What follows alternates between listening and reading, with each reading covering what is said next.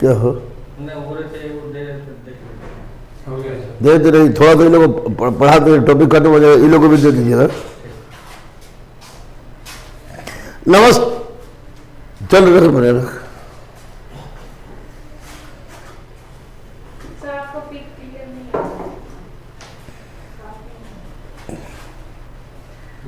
चेहरे में से आएगा बेटी।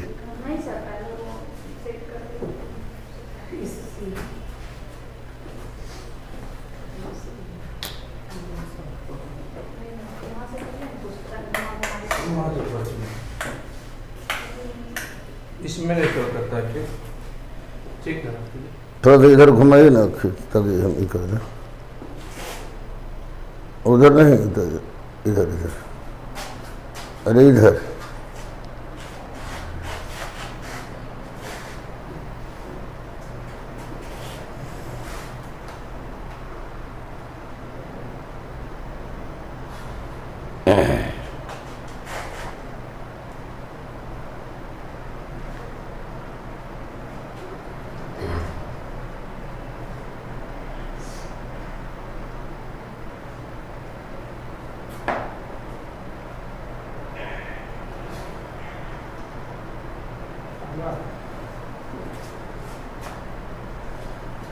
ठीक है, लाइव को कभी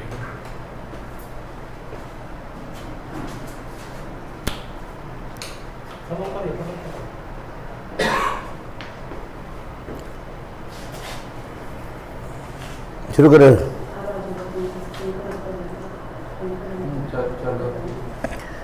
नमस्ते, नमस्कार, आदाबर, जय हिंद, भारत माता की जय, वंदे मातरम, वंदे मातरम, वंदे मातरम। मैं गुरु रहमान अदम्य अति गुरुकुल से इंडस वैली सिविलाइजेशन सिंधु घाटी सभ्यता के पतन के संबंध में मैंने विस्तृत चर्चा की थी, और आज सिंधु घाटी सभ्यता के पतन के पश्चात उसकी संस्कृति के संबंध में चर्चा करना है।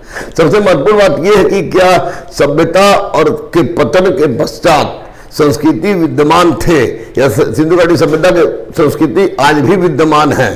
तो एक बहुत ही महत्वपूर्ण प्रश्न आप जान लीजिएगा कि कोई भी सभ्यता पतन होता है, किसी भी सभ्यता का पतन होता है, तो सभ्यता का पतन तो होता है, लेकिन अब उसकी संस्कृति का पतन नहीं होता है, क्योंकि सभ्यता पतन एक बाह्य तत्व है जिसको देखा जा सकता है, जिसको छुआ जा सकता है, जिसको अनुभव किया जा सकता है, और उसका पतन भी होता है। लेकिन संस्कृति एक अंतः प्रक्रिया है जिसको ना देखा जा सकता है, ना छुआ जा सकता है, ना अनुभव किया जा सकता है, और संस्कृति का पतन नहीं होता, वह एक पीढ़ी से दूसरी पीढ़ी में हस्तांतरित होता रहता है। तो आज जितने भी समाजशास्त्री हैं, मानव वैज्ञानिक हैं, और साथ ही साथ इतिहासकार हैं, उन लोगों ने सिंधु घाटी सभ्यता के पतन से संबंधित बातों पर विचार करना छोड़ दिया है। अब तो उन लोगों के द्वारा अब सिंधु घाटी सभ्यता के क्या कहता है, संस्कृति का विस्तृत अध्ययन करना शुरू कर दिया है, और कहा है कि सिंधु घाटी सभ्यता का पतन तो हुआ, क्योंकि सभ्यता का पतन होता है, लेकिन सभ्यता के पतन के पश्चात संस्कृति विद्यमान रहती है, जो एक पीढ़ी से दूसरी पीढ़ी में हस्तांतरित होती रहती है। और सिंधु घाटी सभ्यता भी इसका अपवाद नहीं है। अर्थात सिंधु घाटी सभ्यता का पतन हुआ, लेकिन सिंधु घाटी सभ्यता के पतन के पश्चात भी इसकी संस्कृति विद्यमान रही, जो धीरे धीरे अपने आने वाले कल को प्रभावित करती रही, और आज भी इसके संस्कृति के छाप स्पष्ट रूप से दृष्टिगोचर होते हैं। जो आर्थिक क्षेत्र हो, राजनीतिक क्षेत्र हो, सामाजिक क्षेत्र हो, धार्मिक क्षेत्र में सिंधु घाटी सभ्यता से संबंधित जो उसके संस्कृति थे आज भी विद्यमान है और कंटिन्यूअस चल रहे हैं। तो उसी पर आज सिंधु घाटी सभ्यता के कंटिन्यूटी संबंधित कुछ महत्वपूर्ण बिंदु पर हम लोग चर्चा कर ले। यद्यपि क्वेश्चन या तो सिंधु घाटी सभ्यता पतन और डिक्लाइन एंड कंटिन्यूटी एक ही साथ आएगा, डिक्लाइन एंड कंटिन्यूटी एक ही साथ आएगा, या अगर शॉर्ट नोट्स देगा तो उसमें कंटिन्यूटी दे सकता है कि उसके कंटिन्यूटी के बारे में बताइए। तो हम लोग डिक्लाइन कर लिए हैं, डिक्लाइन किए ना, और डिक्लाइन में किया विभिन्न कारणों को बताते हुए मैंने कहा कि सिंधु घाटी सभ्यता का उत्थान जैसे एक क्रमिक प्रक्रिया का परिणाम था, उसी तरह इसका पतन भी विभिन्न क्रमिक प्रक्रिया का परिणाम था। लेकिन इसका पतन हुआ, लेकिन संस्कृति आज भी विद्यमान है। उसी संस्कृति के कंटिन्यूटी पर आप लोग लिख लीजिए। सिंधु घाटी सभ्यता से जुड़े सिंधु घाटी सभ्यता से जुड़े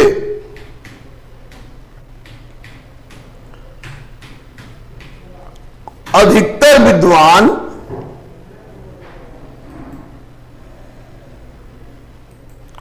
अब सिंधु सभ्यता की पतन की ओर, सिंधु घाटी सभ्यता से जुड़े अधिकतर विद्वान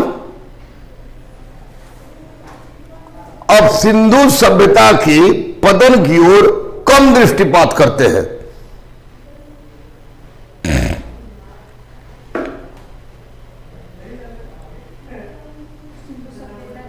पतन की ओर कम दृष्टिपात करते हैं। उनका यह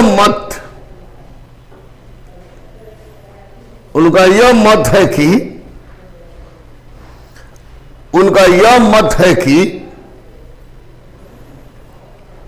यह एक भ्रामक प्रश्न है, यह एक भ्रामक प्रश्न है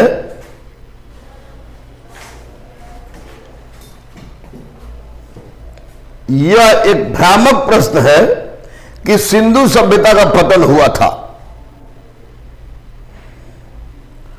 सिंधु सभ्यता का पतन हुआ था।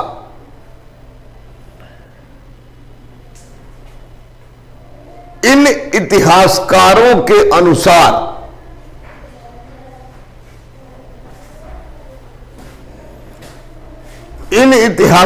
अनुसार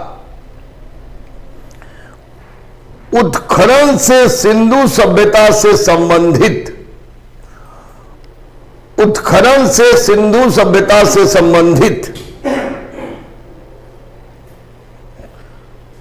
जो भी प्रमाण मिले हैं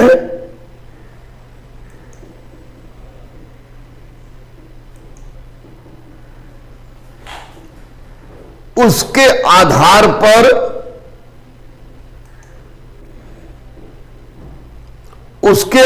पर यह कहा जा सकता है कि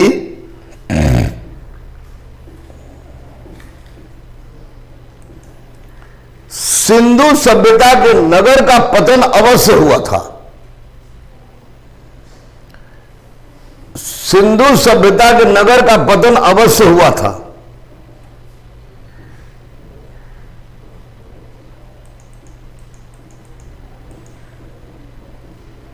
परंतु संस्कृति आज भी विद्यमान है। सिंधु घाटी सभ्यता के नगर का पतन अवश्य हुआ था, परंतु संस्कृति आज भी विद्यमान है।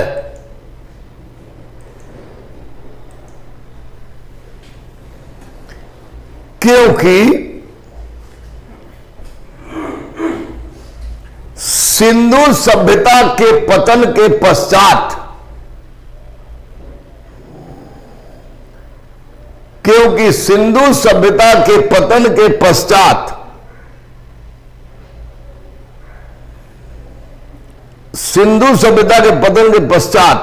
राजस्थान, हरियाणा,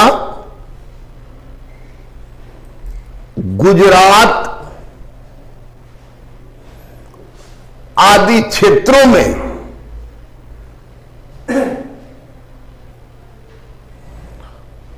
बड़ी संख्या में कृषक समूह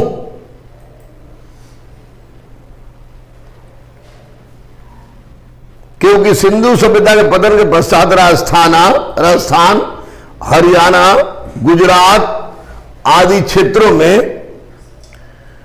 बड़ी संख्या में कृषक समूह का भी उदय हुआ।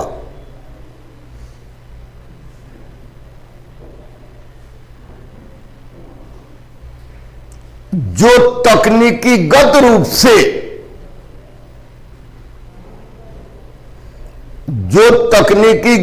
से सिंधु सभ्यता से प्रभावित थे,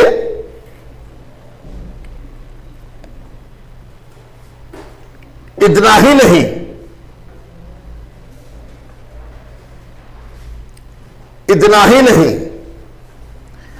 सिंध में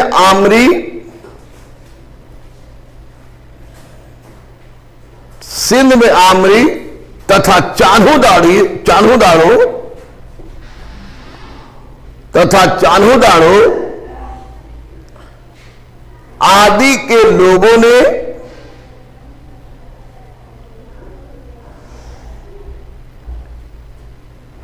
एक भिन्न प्रकार के बर्तनों का प्रयोग प्रारंभ किया। एक भिन्न प्रकार के बर्तनों का प्रयोग प्रारंभ किया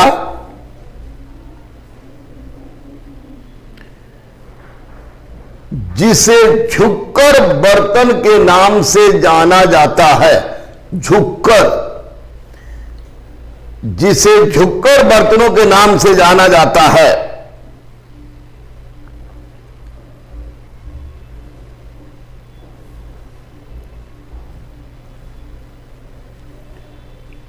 ये अभी भी ईंट के मकानों में रहते थे।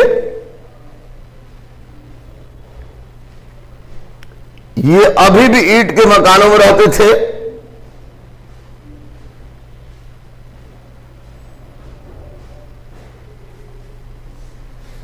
जो कि योजनाबद्ध तरीके से नहीं बना हुआ था।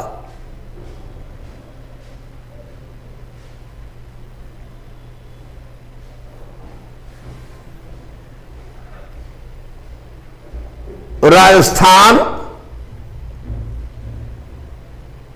हरियाणा, पंजाब, राजस्थान, हरियाणा, पंजाब में बहुत सारे स्थल ऐसे पाए गए हैं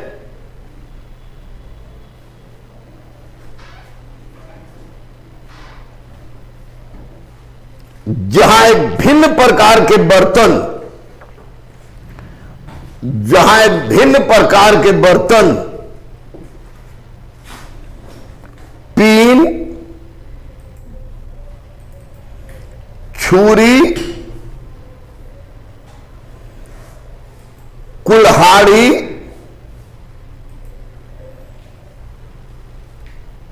प्रयोग में लाए जाते थे।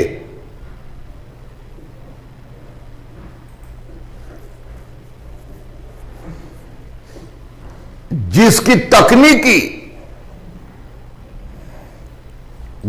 तकनीकी पूर्णतः सिंधु सभ्यता की तकनीकी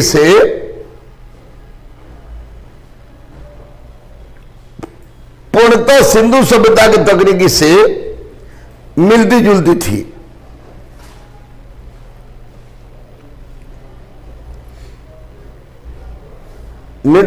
पर अब छोड़ दिएगा। इतना ही नहीं, माप तौल में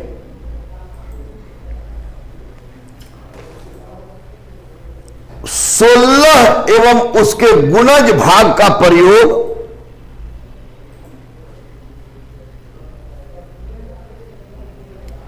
तराजू, बटखरे का प्रयोग,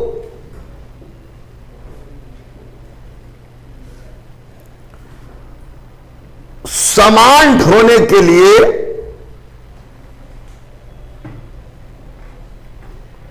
बैलगाड़ी एवं ईंट का प्रयोग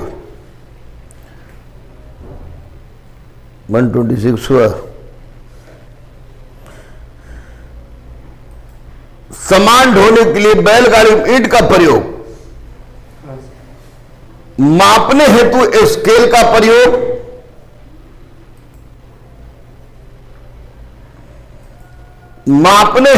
स्केल का प्रयोग, सामाजिक क्षेत्र में वर्ग विभाजन, सामाजिक क्षेत्र में वर्ग विभाजन,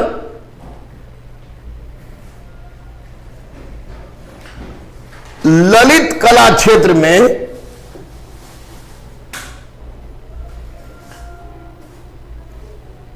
तार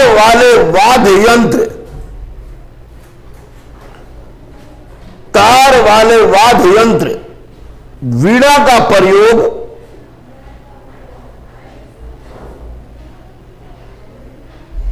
शतरंज का प्रयोग,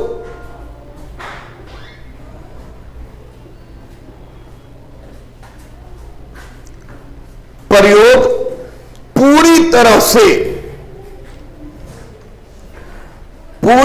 से सिंधु घाटी सभ्यता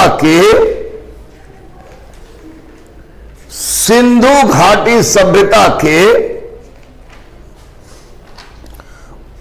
उत्तरजीविता को दर्शाता है। उत्तरजीविता को दर्शाता है। और अब छोड़िए, यदि राजनीतिक क्षेत्र का विश्लेषण किया जाए, यदि राजनीतिक क्षेत्र का विश्लेषण किया जाए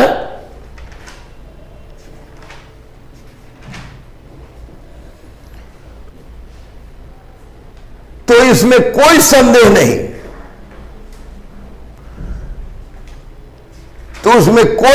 नहीं, कि सिंधु घाटी सभ्यता के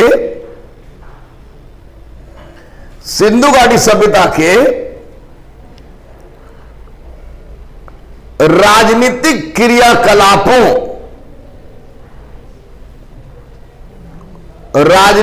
क्रियाकलापों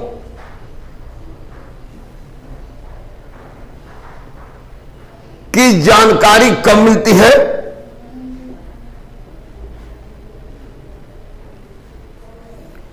परंतु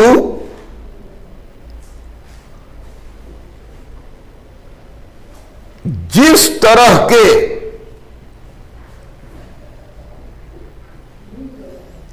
राजनीतिक परिस्थिति के संबंध में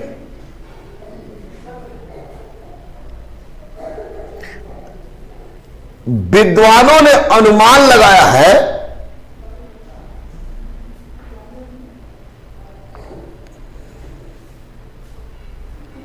उससे स्पष्ट हो जाता है कि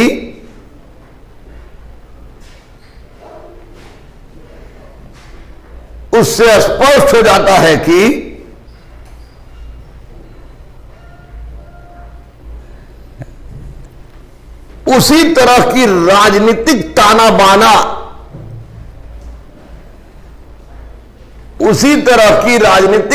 बाना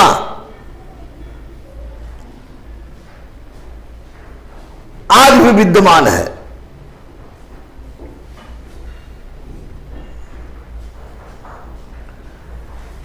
नगर निर्माण योजना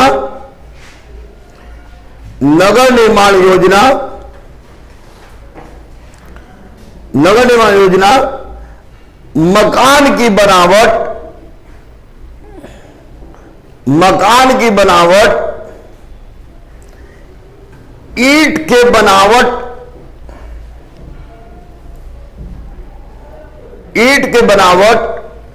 जल प्रबंधन प्रणाली शौचालय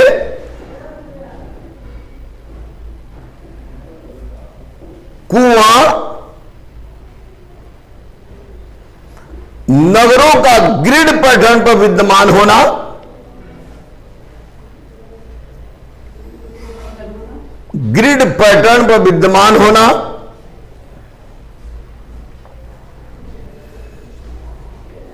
नगरों का ग्रिड पैटर्न पर विद्यमान होना,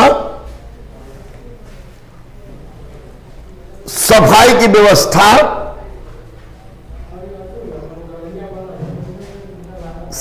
व्यवस्था जिस तरह से सिंधु घाटी सभ्यता में विद्यमान थी,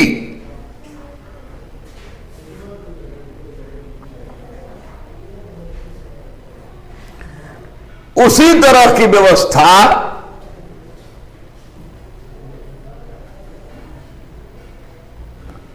आज किसी न किसी रूप में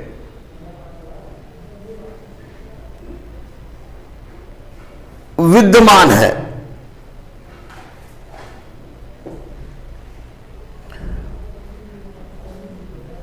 जो तकनीकीगत रूप से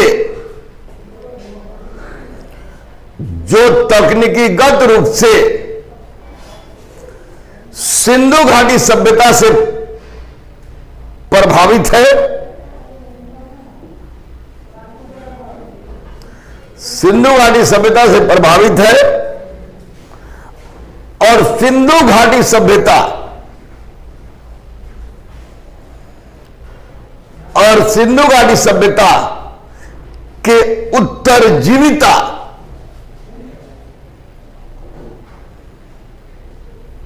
को प्रदर्शित करते हैं।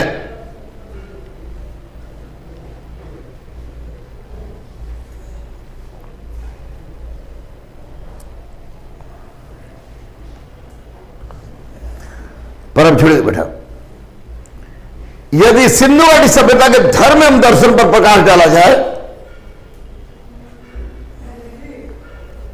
यदि सिंधु घाटी सभ्यता के धर्म और दर्शन पर प्रकाश डाला जाए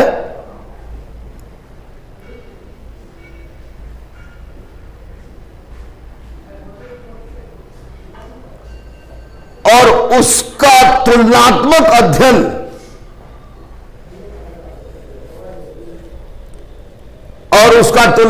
अध्ययन सिंधु घाटी के बाद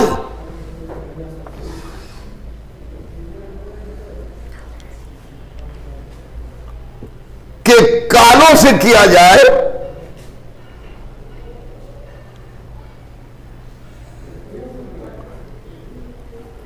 तो यह स्पष्ट हो जाता है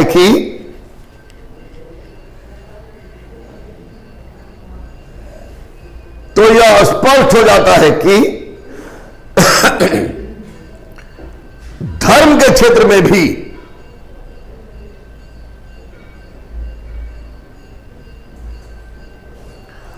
सिंधु घाटी सभ्यता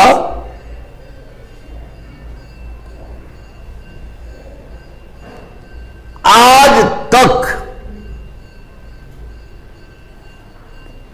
अपने उत्तरजीविता को बनाए हुए है।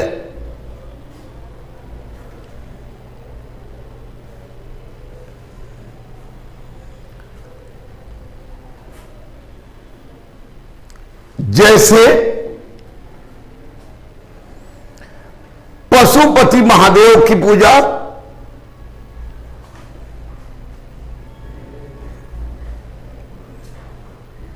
मातृ देवी की उपासना,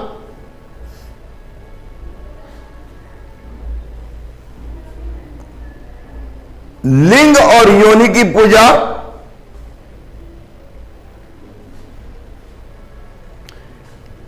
पीपल के वृक्ष की पूजा,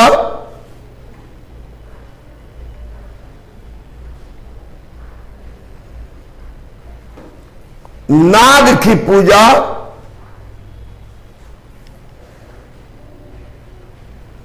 स्वास्तिक के चिन्ह की पूजा,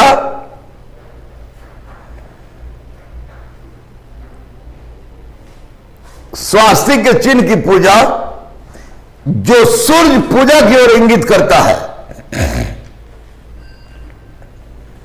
जो सूर्य पूजा की ओर इंगित करता है,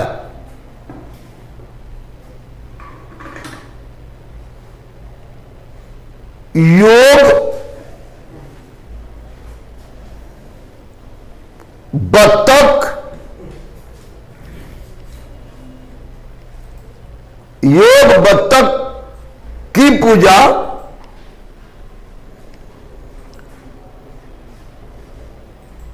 भी किसी न किसी रूप में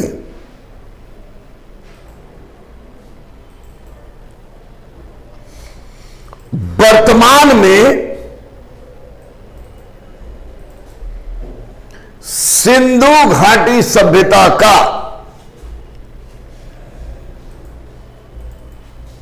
प्रस्वेदित विकास है, प्रस्वेदित विकास है।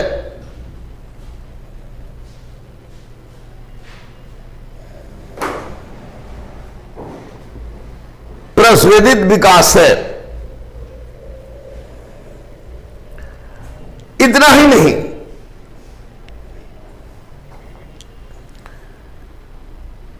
सिंधु घाटी सभ्यता में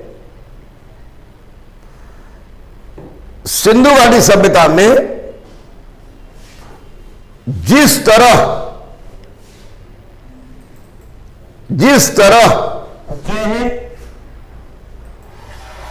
तरह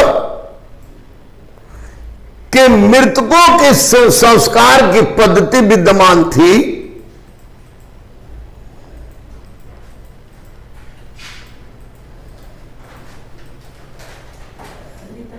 संस्कार की पद्धति विद्यमान थी,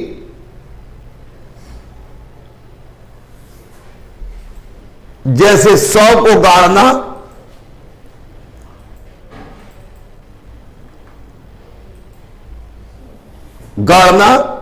शव को जलाना,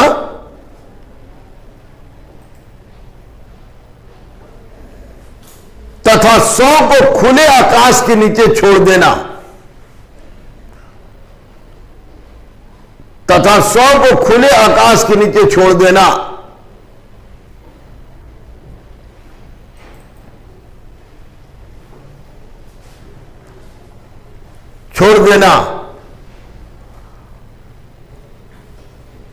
साथ ही शव का सिर उत्तर की ओर, शव का सिर उत्तर की ओर तथा पैर दक्षिण की ओर करके लिटाना,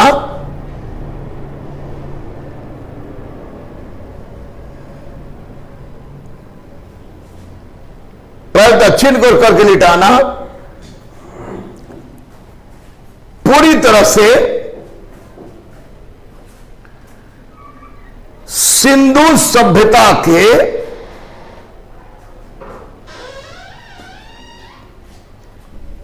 उत्तरोत्तर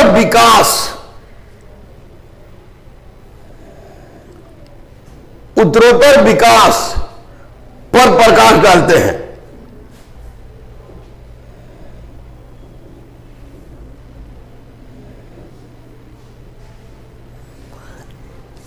इन संपूर्ण तथ्यों के गहन विश्लेषण के पश्चात, इन संपूर्ण तथ्यों के गहन विश्लेषण के पश्चात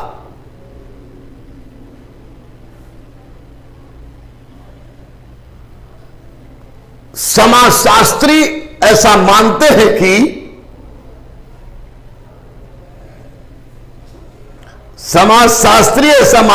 कि सभ्यता न तो अचानक प्रकट होते हैं,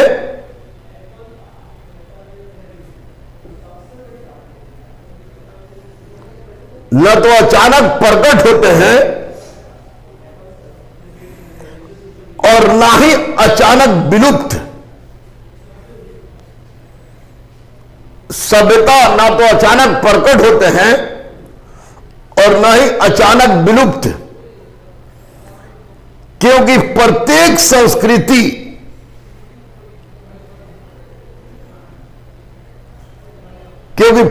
संस्कृति अनिवार्यता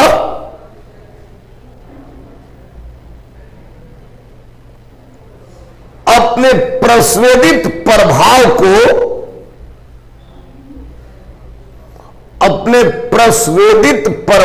को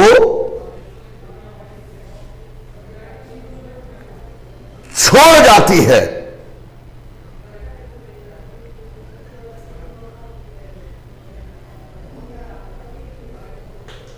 जो बाद वाले विकास क्रम को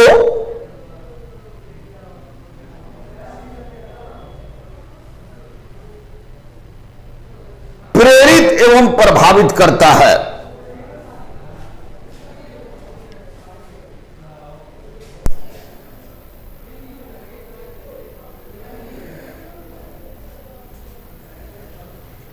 हो गया फर्स्ट क्लास का, बहुत बड़ा नहीं ना हुआ। यानी देखिए, या तो decline of Indus valley civilisation, तो इफ एनी अगर पूछे कि सिंधु घाटी सभ्यता के पतन से क्या समझते हैं, तो केवल पतन से संबंधित उत्तर देना है। लेकिन अगर पूछ दे कि सिंधु घाटी सभ्यता के पतन एवं उत्तरजीविता पर प्रकाश डाले तो दोनों दे देना है। और यदि शॉर्ट में दे दे कि सिंधु घाटी सभ्यता का पतन नहीं हुआ अपितु उसकी संस्कृति आज भी विद्यमान है, तो इसको देना है। यह उत्तरजीविता में ये बहुत ही महत्वपूर्ण क्वेश्चन है, इसको दिमाग में रखिएगा आप लोग। और कोई मन मस्तिष्क में प्रश्न?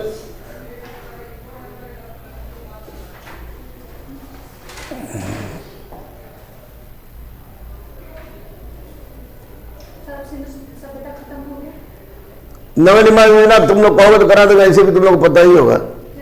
नगर निर्माण योजना पता है ना, तो अब हाँ बस हाँ उसको ही कर देंगे हम, हल्का तो बोल भी देंगे। धर्म दर्शन पूछता नहीं है सिंधु घाटी सभ्यता का, सामाजिक तो पूछ भी नहीं करेगा, समाज में तो कोई प्रमाण नहीं है। तुम दे रही हो ये तो नंबर जितना होता दिए बस, तब कुछ रिजल्ट नहीं होगा।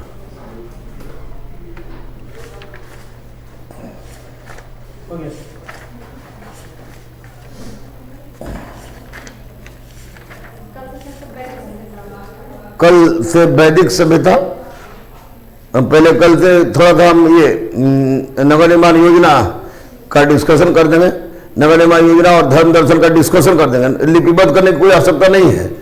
और उसके बाद फिर वैदिक सभ्यता पूरा कर देंगे। आपकी परीक्षा से पहले आपके पास वो सारी सामग्री उपलब्ध रहेगी जिसको आप लोग नहीं 4 सेक्टर से 3 2